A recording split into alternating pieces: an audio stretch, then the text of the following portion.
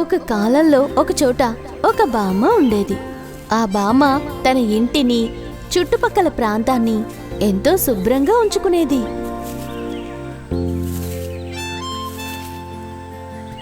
పూలతోటి, చెట్లతోటి తన ఇంటి చుట్టుపక్కలంతా ఎప్పుడూ కూడా చాలా శుభ్రంగా ఉండేది.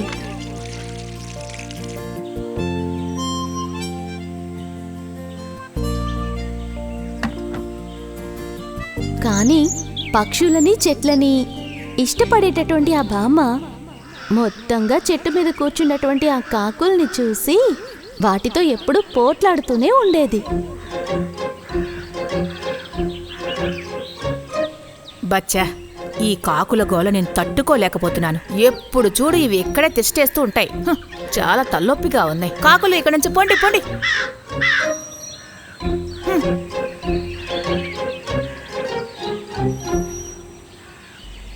మా అమ్మ ఎందుకని పాపం ఆ కాకుల్ని అలా తరిమేస్తుంది? కాకులు అందంగా ఉండవు కదా, అందువల్లేమో. అయినా ఎవరిని తక్కువ చేసి మాట్లాడడం అంత మంచిది కాదు.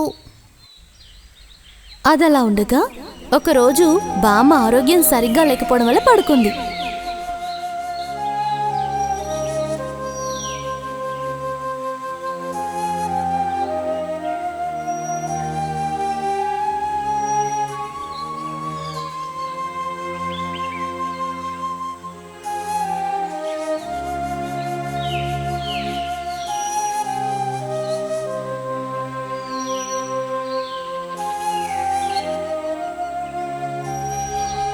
రూమ్ లోపల తన మంచం మీద పడుకునున్న బామ్మ కిటికీ నుంచి తన ఇంటి చుట్టుపక్కల పడున్నటువంటి చెత్తని, ఆకుల్ని, కొమ్మల్ని చూసి చాలా బాధపడింది. అరేరే, నా ఇల్లు, వాకిలి అంతా కూడా చాలా గందరగోళంగా ఉన్నాయి. ఇప్పుడు నేనేం చెయ్యాలి? నాకొచ్చిన వ్యాధి నయం అవని అప్పుడు ఇదంతా శుభ్రం చేస్తాను. నాకు సాయం చేయడానికి ఎవరైనా తోడుగా ఉంటే బావున్ను.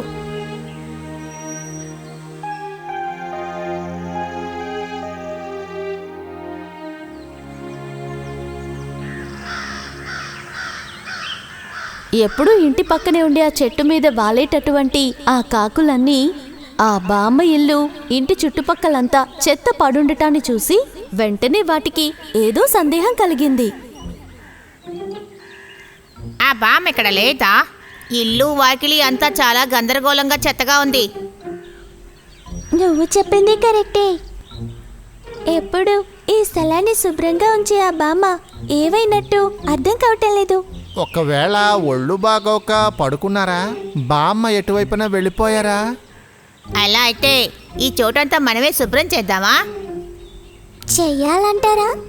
మనం ఆ పని చేస్తే బామ్మకి నచ్చుతుందంటారా? మనల్ని చూసిన ప్రతిసారి తను తిట్టుకుంటూనే ఉన్నారు.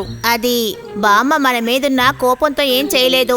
రండి స్నేహితులారా, మనం శుభ్రం చేద్దాం. బామ్మ చూస్తే సంతోషపడుతుంది.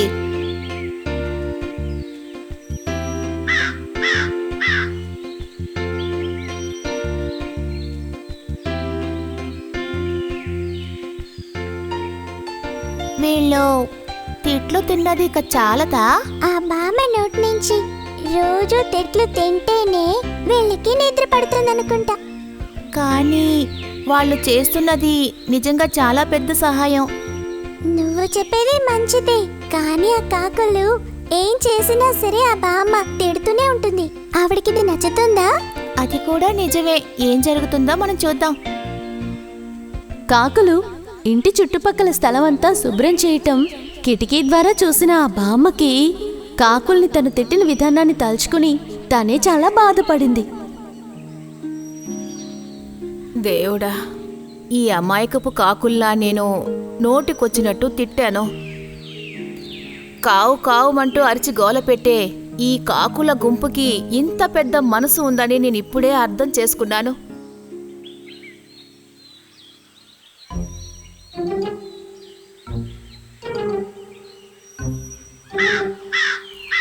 అరే బిడ్డల్లారా, వెళ్ళిపోకండి, ఎగిరి పారిపోకండి, భయపడకండి.